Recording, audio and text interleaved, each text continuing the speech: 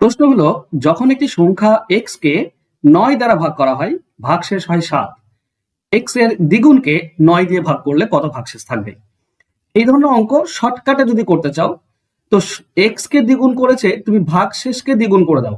ভাগশেষ মানে 7, একে দ্বিগুণ করলে হবে 14। এবার একে 9 দিয়ে ভাগ করো, যেটাই ভাগশেষ থাকবে সেটাই হবে উত্তর। 9 এক 9 থাকে 5, এটাই হচ্ছে আমাদের উত্তর। কেন হয়? কারণ ধরো এক্স একটা সংখ্যা, একে 9 দিয়ে ভাগ করছো, প্রথমে ভাগশেষ 7 থাকবে। ভাগশেষ 7 থাকবে মানে কমসে কম একবার যাবে। তো 9 এককে 9 আর 7 যোগ করলে হয় 16। তো এক্স এর ভ্যালু হবে 16, কারণ 16কে 9 দিয়ে ভাগ করলেই তবেই তোমার 7 ভাগশেষ থাকে।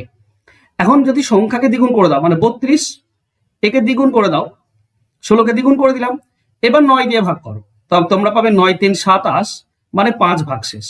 তো এটা এভাবে বের না করে তুমি জাস্ট ভাগশেষটাকে দ্বিগুণ করে দাও, তারপর 9 দিয়ে ভাগ করলেও তুমি অ্যান্সার পেয়ে যাবে। তো অ্যান্সার হবে 5, অপশন ডি হবে উত্তর।